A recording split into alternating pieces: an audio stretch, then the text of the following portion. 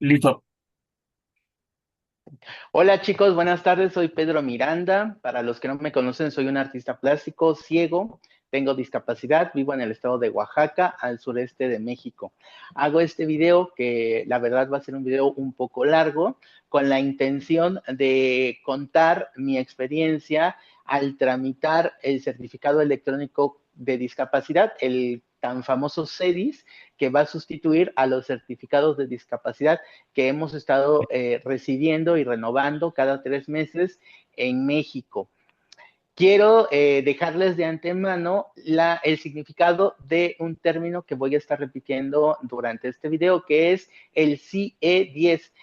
Luis, si pudieras decirnos qué es. La CIE-10 es la Clasificación Internacional de Enfermedades, es en su 10ª revisión. Es el estándar mundial de la OMS para codificar diagnósticos, síntomas y causas de muerte.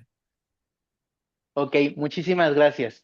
Pues, como les decía, el día de ayer, 10 de junio de 2026, acudí al centro de salud, uno de los pocos centros de salud del estado de Oaxaca, en donde se está tramitando el CEDIS, que es el Certificado Electrónico de Discapacidad. Eh, en la comunidad de personas con discapacidad, por lo menos en donde yo me muevo y con los que yo tengo contacto, este nuevo certificado electrónico ha causado un poco de dudas, de controversias, no se sabe a ciencia cierta, o las personas con discapacidad no saben a ciencia cierta qué es y cómo se va a realizar. Yo les repito, yo el día de ayer acudí al centro de salud, me parece que es el que está ubicado en la colonia Estrella, cerca del centro histórico de la ciudad de Oaxaca, que es la capital del estado.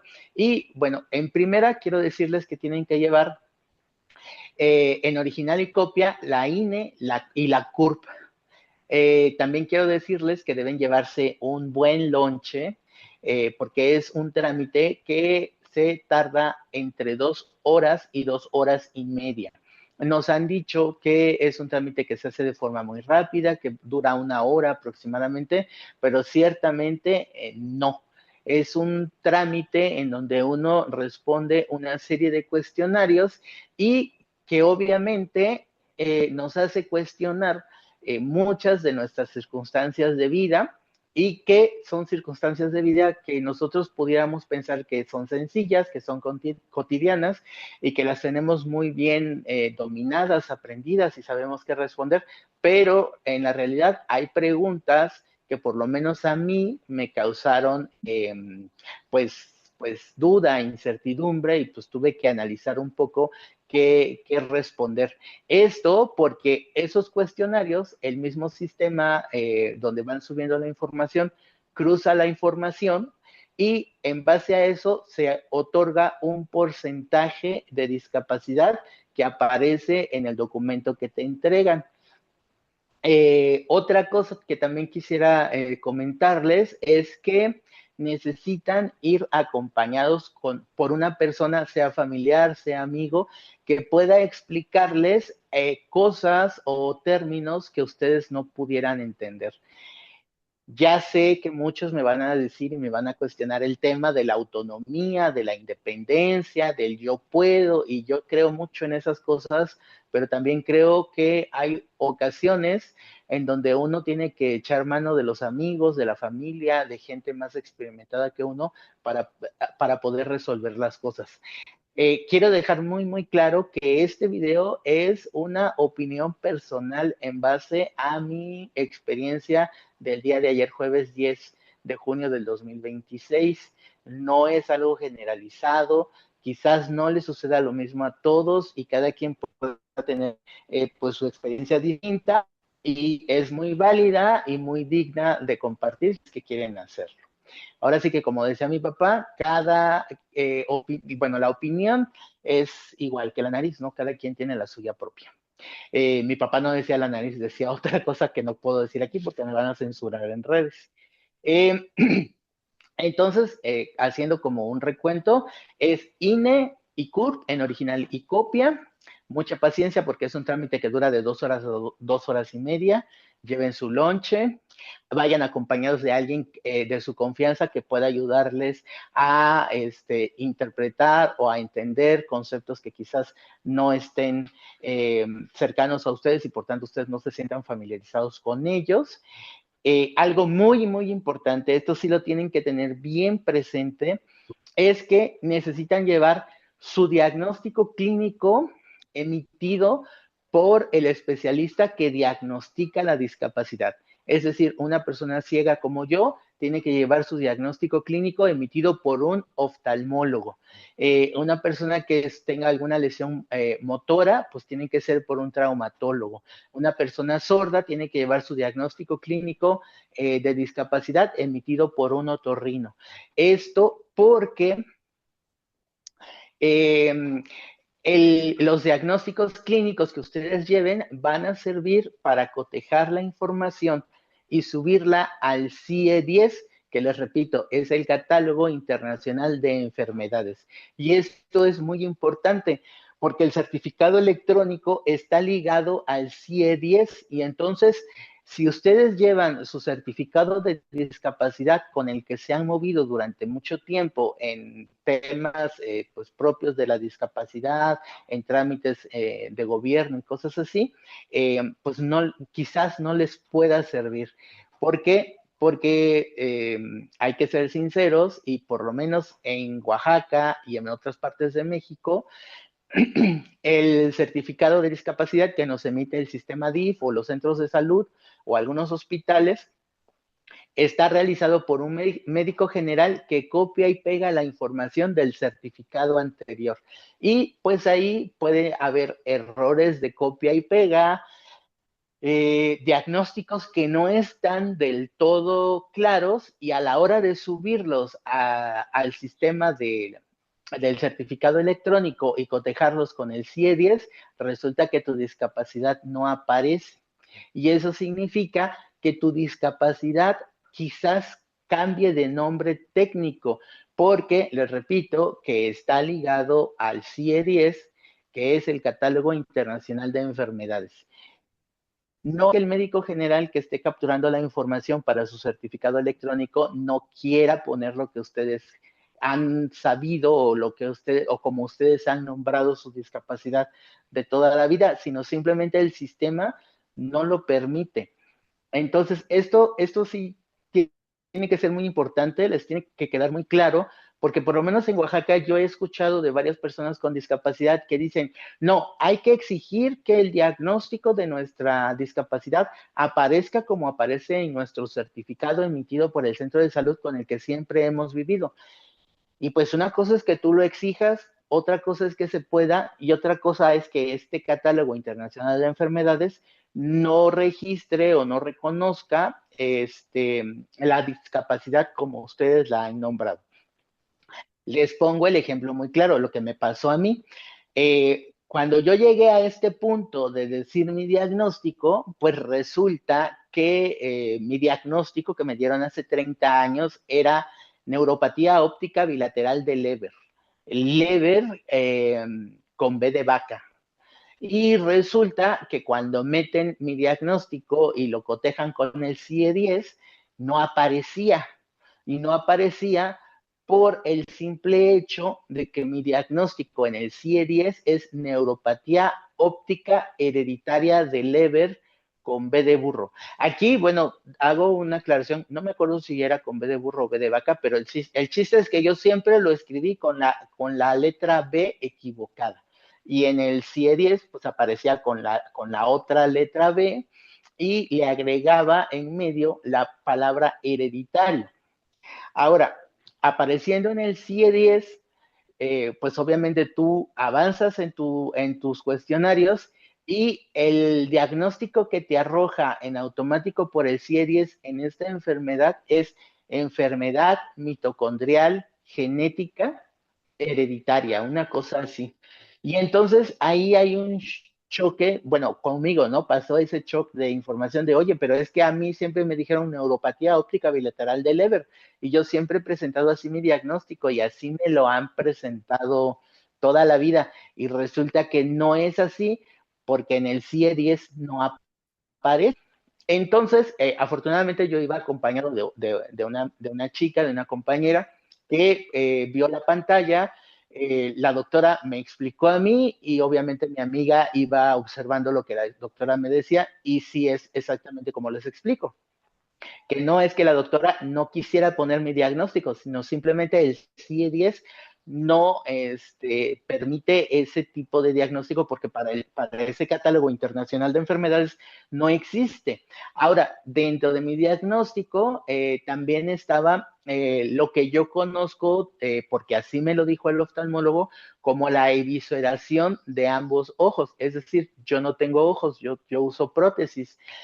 Pero a la hora de poner evisceración de ambos ojos, igual el catálogo internacional de enfermedades no reconoce ese nombre, ese término. Lo cambiamos a enucleación óptica y tampoco lo reconoció. La forma en la que lo reconoció fue como abulsión de ambos ojos.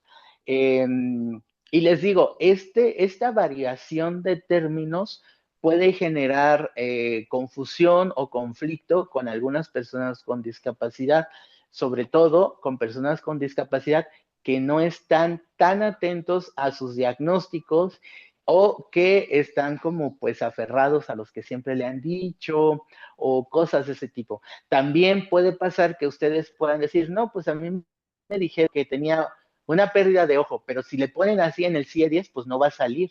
Entonces sí tienen que tener muy claro cuál es el diagnóstico clínico emitido por su especialista. Y otra cosa muy importante, la certificación electrónica es rellenar unos cuestionarios. No es que ahí en el consultorio donde te van a hacer tu certificación, te van a hacer tu diagnóstico clínico. Tú debes llevar ya tu diagnóstico clínico de la institución sanitaria a la que perteneces, ¿no? A donde tú eres derechohabiente. No es que ahí en el hospital o en el centro de salud te vayan a hacer el diagnóstico. Esa es una. Otra cosa que quisiera comentarles es que hay preguntas que pudieran ser incómodas y que de pronto rayan un poco como en el modelo de la discapacidad del siglo pasado, como temas de si vives solo, si puedes cocinarte solo, si te puedes bañar solo, que obviamente yo tengo bien claro que eso es para evaluar cuál es tu autonomía. Pero tenemos que tener bien presente que el hecho de que podamos resolver muchas cosas del día a día no es porque seamos totalmente independientes, sino es porque hemos encontrado mañas, hemos encontrado formas de solucionar los problemas que la vida nos va presentando, ¿no? En este tema también entra un poco las preguntas estas que te dicen que si te has sentido solo, que si tu condición de salud hace que te sientas deprimido.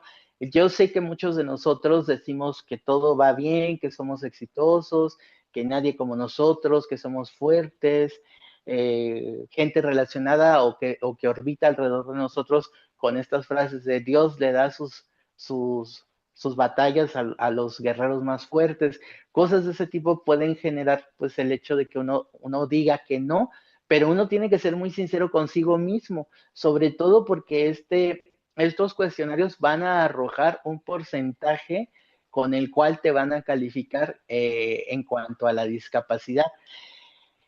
Legalmente y en la realidad no es que te digan, ah, tú tienes poca o tú tienes mucha discapacidad, pero sí te dan un porcentaje y ese porcentaje si aparece es porque en algún momento del futuro pues va a servir para algo. Eh, Otra cosa muy importante también es que tienen que tener muy en cuenta que aunque el personal que está haciendo la certificación electrónica sea personal que ha tenido preparación y pues cursos ahí para poder realizar este trámite, son personas que no están muy ligadas a la discapacidad. Por ejemplo, empezando el cuestionario, me preguntan, ¿sabe leer y escribir un recado? Y le digo sí, y la doctora me contesta con un tono de voz que nosotros ya sabemos que es de no mames, no te lo puedo creer, ¿no? Le digo, sí, sí sé escribir, me dice, pero ¿cómo? Y le digo, no, pues es que sí sé escribir, ¿no? O sea, ocupo el sistema braille. Y me hace el comentario así, pero el sistema, así como demeritándolo, ¿no? Y le digo, bueno, pues el sistema braille es un sistema de lectoescritura internacional y además yo sé escribir con un lápiz y una pluma. Si usted me da un lapicero y una hoja, yo le puedo escribir el recado que usted quiera. Y me dice, bueno, pero es que si pongo eso te perjudica. Y le digo, pero pues es que es la verdad. Y es ahí donde les digo que el cuestionario tiene algunas cuestiones que pareciera que están basadas en el modelo de la discapacidad del siglo pasado. Estoy, eh, estoy consciente de que hay personas con discapacidad visual que a lo mejor nunca les enseñaron a leer y escribir, pero hay personas que nacieron ciegas y que aprendieron como parte de su formación escolar. Y hay personas como yo que nos quedamos ciegos en el transcurrir de la vida, como yo que me quedé ciego en la adolescencia y que obviamente aprendí a leer y a escribir y todas esas cosas, ¿no? Entonces, pues preguntas como esas pueden un poco incomodar. Ahí también el primer cuestionario te preguntan cosas relacionadas a los últimos 30 días, ¿no? O sea, si puedes salir de tu casa, si puedes ir a hacer la compra, si puedes hacer tu mandado, si has tenido actividad sexual, si necesitas apoyos. Otra cosa es que este, tienen que tener ya determinado quién va a ser su responsable, porque hay una casilla en donde te piden un responsable, sea un familiar, un cuidador o un amigo. Y te piden número de teléfono y correo electrónico, tanto para tus datos personales como para el dato personal de la persona que vas a dejar como tu cuidador. Esto es muy importante. Por ejemplo, yo fui sin tener en cuenta que me podían pedir un cuidador, no sabía que me lo iban a pedir. Obviamente lo pude solucionar, pero el correo electrónico no lo tenía, entonces lo que hicimos fue poner mi mismo correo electrónico en ambas casillas. En cuestiones de cuando ocupas aparatos ortopédicos o prótesis, sale una gran lista, ¿no? de aparatos que puedes ocupar. Te da para escoger una opción. Obviamente yo escogí la del bastón blanco, que es el bastón que ocupamos los ciegos, y sale un recuadro para poner otros aparatos ortopédicos o otras prótesis que tú puedas usar. Y aquí el tema es que solamente te deja agregar una.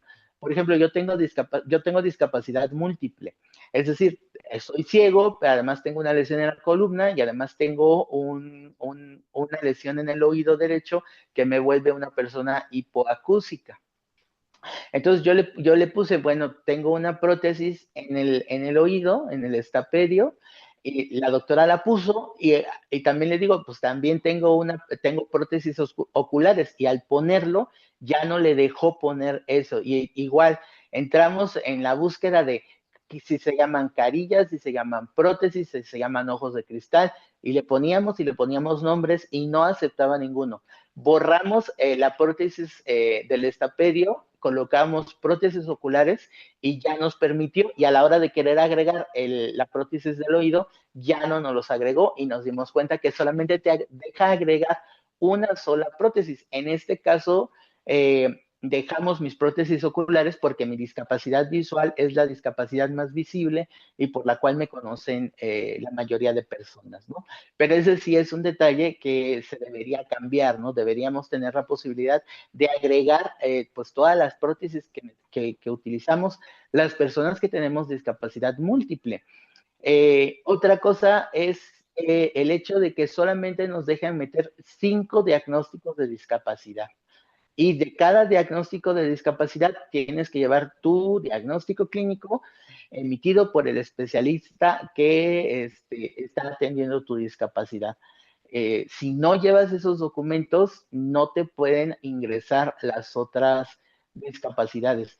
En este caso, yo llevé mi certificado de discapacidad emitido por el DIF estatal Oaxaca Lo que a mí me ayudó mucho fue que yo conozco perfectamente cuáles son mis diagnósticos clínicos y yo he sido de las pocas personas que se ha puesto muy exigentes a la hora de tramitar los certificados dentro del DIF o dentro del centro de salud para que aparezca el nombre completo de cada una de las discapacidades que tengo, ¿no? El nombre clínico. Entonces, eso ayudó mucho y pude meter mi discapacidad visual, pude meter mi discapacidad auditiva, pero en el tema de la discapacidad que tengo, o sea, de la lesión de columna que tengo, no la pude ingresar porque no tenía los datos técnicos del tipo de lesión que tengo. Y como no llevaba mi diagnóstico clínico emitido por un traumatólogo, pues entonces no me dieron la oportunidad de agregar ese diagnóstico, ¿no?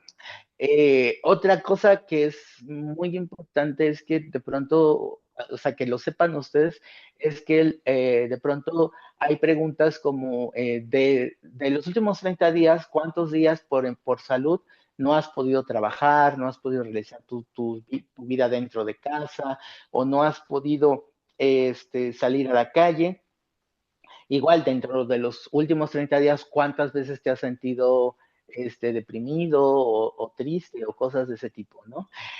Algo que a mí también me brincó mucho es que hay un apartado en donde evalúan si tienes o no tienes dolor y la doctora me decía, no, pues no tienes dolor. Digo, oiga, ¿cómo que no tengo dolor? No, pues no tienes ojos, no tienes dolor.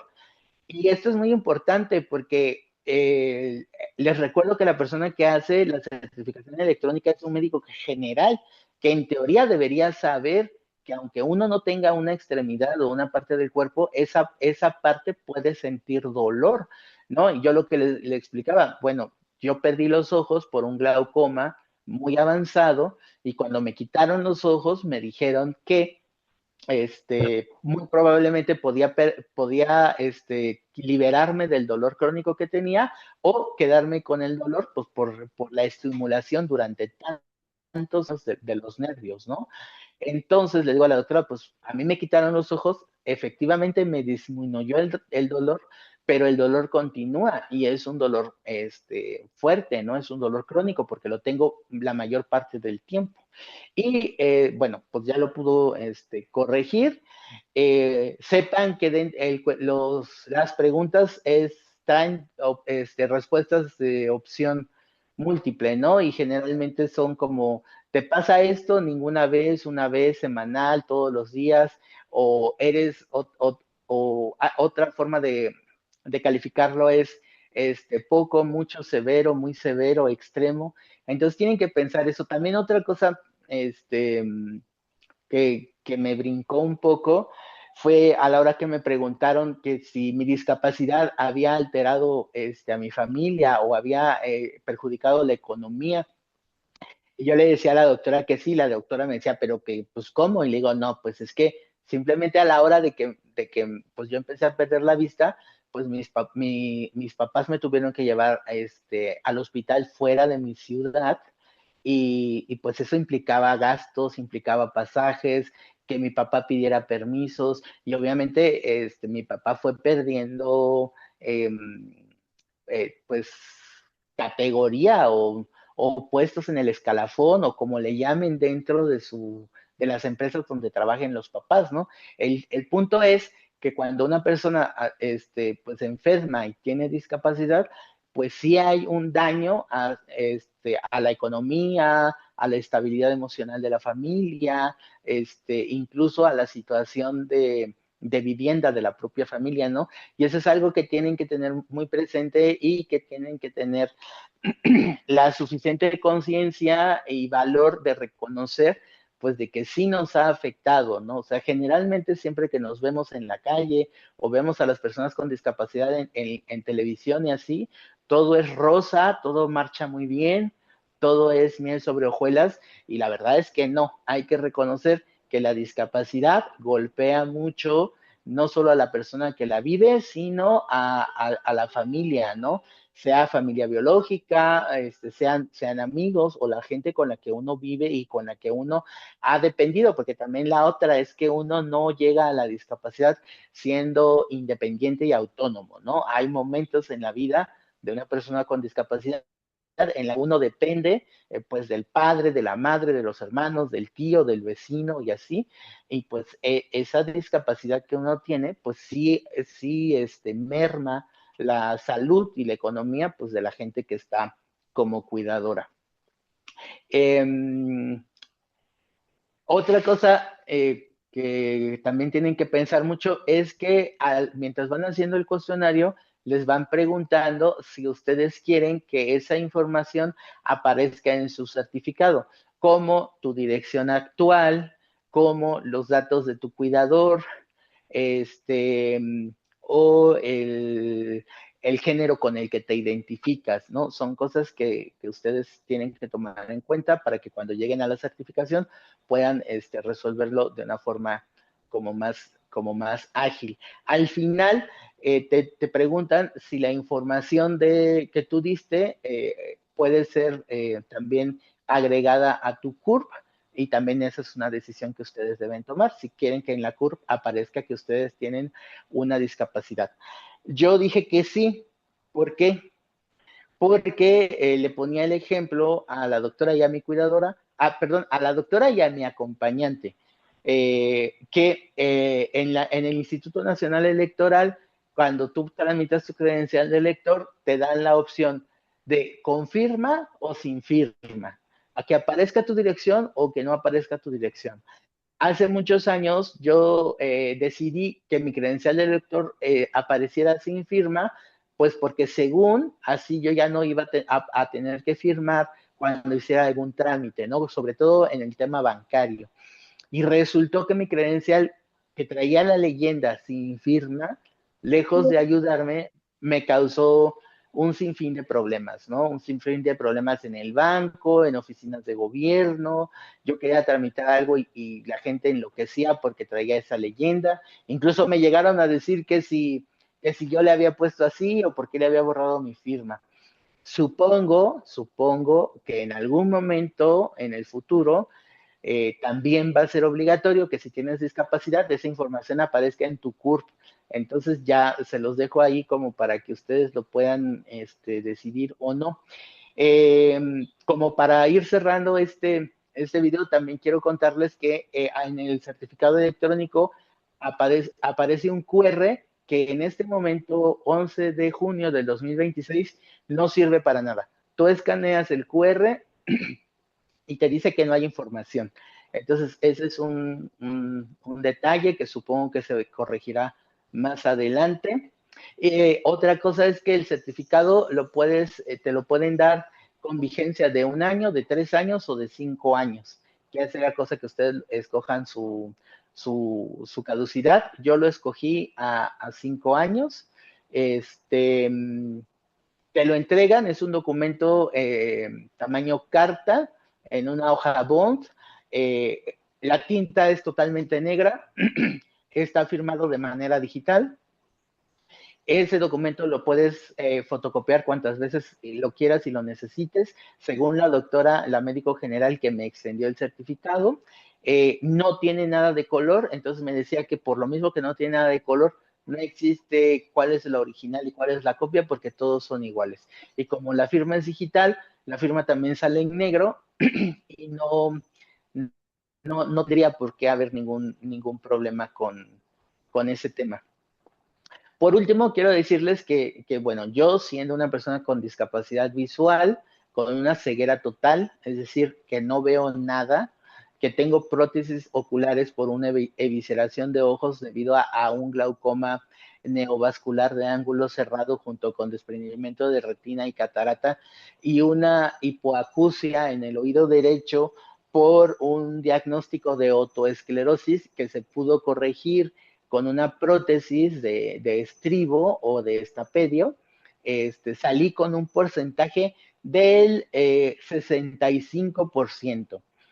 Para mí en lo personal y para varias personas dedicadas a derechos humanos con los que estuve haciendo este trámite, el hecho de que en tu certificado médico aparezca el porcentaje de discapacidad es un poco alarmante, es un poco riesgoso, ya será que cada quien lo defina, ¿no? Y lo determine y que veamos cómo se desenvuelve la situación en los próximos años con este nuevo certificado. Pero lo primero que yo dije, bueno, es que cuando yo entregue mi certificado de discapacidad y vean que tengo el 65% de discapacidad, pues la gente va a decir, ah, pues no eres tan discapacitado, ¿no? O tienes poquita discapacidad, o tú tienes mucha, ¿no? Y nos vamos a enfrentar, yo creo que a cuestiones como quién tiene más, quién tiene menos, quién debe tener más apoyo, quién no debe tener más apoyo. Eh, a mí me suena como que en base al porcentaje que tengas de discapacidad, quizás más adelante puedas accesar a ciertos apoyos que dé el gobierno y que los que tengan más pues van a tener más oportunidad, los que tengan menos van a tener menos. Esto es una mera conjetura, no estoy hablando con pruebas, ni estoy hablando con los pelos de la burra en la mano, dijeran en mi pueblo, pero sí da esa sensación, no tiene ese regusto. Y la otra cosa, para los que nos dedicamos a la historia, para los que nos gusta la historia, aunque me llamen folclórico y aunque digan que hablar de la Segunda Guerra Mundial es hablar del pasado, les recuerdo que el tema de la Segunda Guerra Mundial fue apenas hace 81 años, no está tan lejos. Y la máquina de exterminio nazi inició justo pues experimentando con las personas con discapacidad. Las personas con discapacidad fuimos las personas con las que se perfeccionó la maquinaria nazi que masacró a millones de personas de otras etnias, de otras cuestiones políticas o de otros movimientos o de otros colectivos. Y fuimos las personas con discapacidad, somos las personas con discapacidad las que menos somos mencionadas en el tema de la Segunda Guerra Mundial y del periodo de entreguerras, a pesar que la teoría o las concepciones eugenésicas siguen prevaleciendo y siguen siendo un punto de partida para mucha práctica clínica y para mucha mentalidad de la sociedad, no solo de México, sino de muchas partes del mundo. Entonces, recibir un certificado electrónico donde dice que Pedro Miranda tiene el 65% de discapacidad, a mí me remite a lo que sucedió hace 80, 85 o 90 años. Entonces, sí, en lo personal me suena y me sabe muy mal. Pero bueno, es un certificado que se tiene que hacer, es un certificado que pues las personas que quieran estar pues dentro pues de la ubre, como vulgarmente dice la gente, eh, pues lo va a tener que realizar, ¿no? Yo creo que en algún momento pasará como los certificados que hemos conocido durante los últimos años, que si no tienes ese certificado de discapacidad, no puedes tramitar ciertas cosas que facilitan tu día a día como persona con discapacidad. Ojalá que este pensamiento o esta idea que tengo sobre el porcentaje y el pasado histórico que a todos nos afectó y del cual las personas con discapacidad seguimos siendo invisibilizadas, sea solamente una suposición personal y no sea algo que derive más adelante, dentro de varios años, en una situación en donde las personas con discapacidad nos pongamos más en riesgo. Aquí recuerdo mucho esta frase que dice que olvidar el exterminio es el propio exterminio. Las personas que conocemos de la historia, que sabemos de la historia y que nos dedicamos a buscar información sobre personas con discapacidad del pasado, sabemos y podemos tener muy claro lo que puede suceder con este tipo de calificaciones. Habrá gente a la que no le importe, habrá gente que diga que soy un exagerado, pero les repito que la opinión, al igual que el culo, es individual, cada quien tiene el suyo. Dijera mi papá, cada quien tiene el suyo propio de su persona, para que no quede dudas. Entonces, pues eso, Ojalá que cuando hagan su certificación electrónica de discapacidad les sirva muy bien. Les recuerdo los 5 puntos que creo que son básicos: original y copia de INE y CURP, llevarse un lunch y estar preparado para estar en un trámite que dura de 2 horas a 2 horas y media, estar pendiente y sabedor de que deben llevar su historia clínica emitida por el especialista que les diagnostica su discapacidad. Es decir, si son ciegos, su historia clínica debe ser emitida por un oftalmólogo; si son sordos, debe ser emitida por un otorrinolaringólogo; si son de parte del espectro autista, por un neurólogo, y así como vayan sucediendo las cosas, ¿no? Dependiendo su discapacidad, es la historia clínica que llevan. El certificado médico que les ha expedido el sistema DIF o el centro de salud no les sirve, porque les recuerdo que muchas veces ese es copia y pega de otro médico general, y que puedes estar repitiendo o recopiando o reescribiendo pues un error que a la hora de cotejar tu diagnóstico en el CIE-10, que es el catálogo internacional de enfermedades, puede que tu discapacidad no aparezca. Tener muy presente que quizás el nombre con el que tú has llamado a tu discapacidad no sea el nombre que aparezca en el catálogo internacional de enfermedades, y aquí es donde entra el hecho de que ustedes deben ir acompañados por una persona de su confianza que pueda explicarles o interpretar lo que ustedes no comprenden, y que les pueda ir diciendo lo que va apareciendo en la pantalla de la computadora que maneja la médico general o el médico general que les está ayudando a hacer su certificación médica. Pues creo que es todo. Eh, Quizás estoy dejando cosas por ahí sueltas. Ojalá les sirva. La verdad es que este, pues es un papel más. La verdad a mí me da muchísima flojera eso de estar acumulando papeles. Entiendo que sirven, entiendo que son funcionales, pero sí es una verdadera flojera. Aún así, pues hice el trámite, ya lo tengo. Este, lo que decíamos siempre que sacábamos el certificado de discapacidad trimestral, o sea, pareciera que dentro de 3 meses voy a recuperar la vista. Ahora pareciera que dentro de 5 años voy a recuperar la vista, o va a pasar algo o así. Quedan 10 segundos. Eh, entonces, gracias. Entonces, pues eso, les agradezco mucho. Si no me creen, no me importa, y nos vemos pronto.